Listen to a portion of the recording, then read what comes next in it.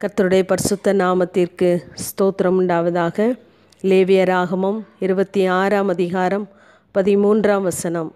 உங்கள் நுகத்தடிகளை முறித்து உங்களை நிமிர்ந்து நடக்க பண்ணின உங்கள் தேவனாகிய கர்த்தர் என்று கர்த்தர் சீனாய் மலையிலே மோசேயை பார்த்து அநேக வார்த்தைகளை சொல்லி கொண்டு வரும் பொழுதுதான் இந்த வார்த்தையை சொல்லுகிறார். இந்த நாளிலே உங்களை நிமிர்ந்து நடக்க பண்ண போகிற தேவன் சொல்லும் பொழுது, நான் உங்கள் நடுவிலே உலாவி உங்கள் தேவனாயிருப்பேன், நீங்கள் என் ஜனமாயிருப்பீர்கள். ஆகவே தான் உங்களை நீங்கள் அடிமைகளாயிராதபடிக்கு நான் உங்களை புறப்பட பண்ணினேன் என்று சொல்லுகிறார். இந்த நாளிலே அநேக காரியங்களிலே கூனி குறுகி போயிருக்கிற உங்களை தேவன் நிமிர்ந்து நடக்க பண்ண போகிறார். ஆகவே தான் அநேக வசனங்களின் முடிவிலே நான் கர்த்தர், நான் உங்கள் தேவனாகிய கர்த்தர் என்று முடிக்கிறார். நம்முடைய வாழ்க்கையின் எல்லா முடிவுகளிலும் தேவன் ஒருவர் இருக்கிறார் என்பதை மறந்து போகாதிருங்கள்.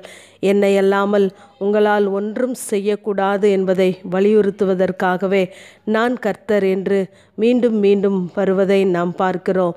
நம்முடைய தேவன் நம்மோடு கூட இருப்பதை, நம்மோடு கூட உலாவுவதை நாம் மறந்தவர்களாய், நம்முடைய மதிப்பை நாம் தெரியாதவர்களாய் இருப்பதினாலே தான் சாத்தான் அநேக காரியங்களிலே அவனுடைய கிரியைகளை வெளிப்படுத்துகிறான்.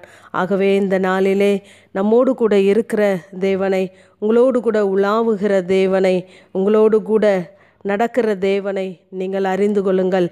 அப்பொழுதுதான் சத்துரு வெட்கப்படும்படியான காரியங்களை தேவன் நம்முடைய வாழ்க்கையிலே செய்ய முடியும்.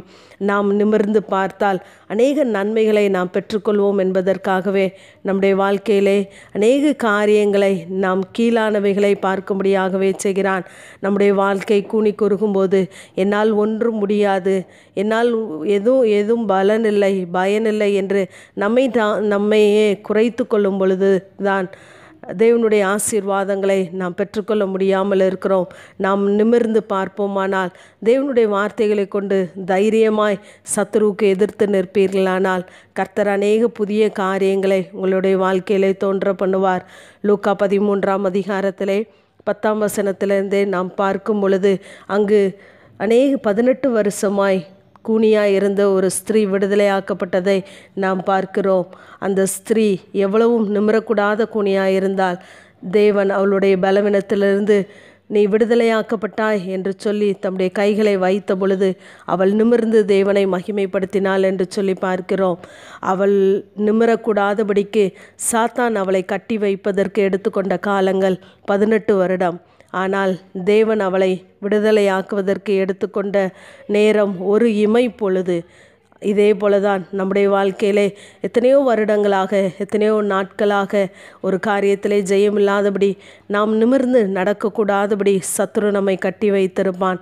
ஆனால் இந்த நாளிலே தேவன் உங்களுக்குள்ளே உலாவுகிறார், தேவன் உங்களோடு கூட இருக்கிறார் என்று நம்பி தேவனை கூப்பிட்டு பாருங்கள். உங்களுடைய வாழ்க்கையிலே ஒரு இமை பொழுதிலே தேவன் சுகத்தை தர, விடுதலையை தர அவர் போதுமானவர். மாற்றம் சூழ்நிலைகளுக்கு அல்ல, நமக்குள்ளே உருவாக்கப்பட வேண்டும். இந்த நாளிலே தேவனுடைய ஒரு தொடுதல் உங்களுடைய வாழ்க்கையிலே போதுமானது. நம்மளுடைய எதிர்காலங்கள், எதிர்பார்ப்புகள், முடிவுகள் எல்லாம் நன்மையாய் முடிய வேண்டுமென்றால் தேவனுடைய ஒரு பார்வை போதும், ஒரு தொடுதல் போதும், அவருடைய ஒரு நினைவு இந்த நாளிலே உங்களுக்கு போதுமானது. தேவன் தொடுவாரானால் நீங்கள் நிமிர்ந்து அநேக காரியங்களை செய்ய பலனுள்ளவர்களாய் மாறி போய் விடுவீர்கள். ஆகவே உங்கள் நினைவுகள் என் நினைவுகள் அல்ல என்று சொல்கிறார். ஆகவே இந்த நாளிலே உங்கள் நுகத்தடிகளை முறித்து உங்களை நிமிர்ந்து நடக்க பண்ணின தேவனை மகிமைப்படுத்துங்கள். கர்த்தர் உங்களோடு கூட இருப்பாராக. ஆமேன். ஜெபம். பிதாவாகிய தேவனே, குமாரனாகிய இயேசு கிறிஸ்துவின் நாமத்தின் மூலமாய் உடைய சன்னிதானத்திலே வருகிறேன். அவர்கள் முறிந்து விழுந்தார்கள், நாங்களோ எழுந்து நிமிர்ந்து நிற்கிறோம் என்ற வேத வார்த்தையின்படி இப்பொழுதும் ஆண்டவரே உடைய நாமத்தை நம்பி உம்மை நோக்கி பார்க்கிற ஒவ்வொரு பிள்ளைகளுடைய வாழ்க்கையிலும் கர்த்தர் நிமிர்ந்து நடக்க பண்ணும்படியான காரியங்களை செய்வீராக. ராஜாவின் ஜெயகம்பீரம் உடைய பிள்ளைகளோடு கூட இருக்கிறது. நீர் உடைய பிள்ளைகளின் நடுவிலே உலாவுகிறீர். ஆண்டவரே உடைய பிள்ளைகளின் தேவனாய் இருக்கிறீர். இந்த நாளிலே சூழ்நிலைகளுக்கு மத்தியிலே, பிரதிகூலங்களுக்கு மத்தியிலே உடைய பிள்ளைகளுக்கு அனுகூலமான வாசல்களை கர்த்தர் திறந்தருளுவீராக. குனிந்து போன நிலைமைகள் வேண்டாம், நிமிர்ந்து நடக்க பண்ணுகிற நிலைமைகள் எங்கள் பிள்ளைகளுடைய வாழ்க்கையிலே உண்டாகட்டும் என்று சொல்லுகிறேன், தாழ்த்துகிறேன், மகிமைப்படும். இயேசுவின் மூலம் ஜெபங்கேலும் என் ஜீவனுள்ள நல்ல பிதாவே.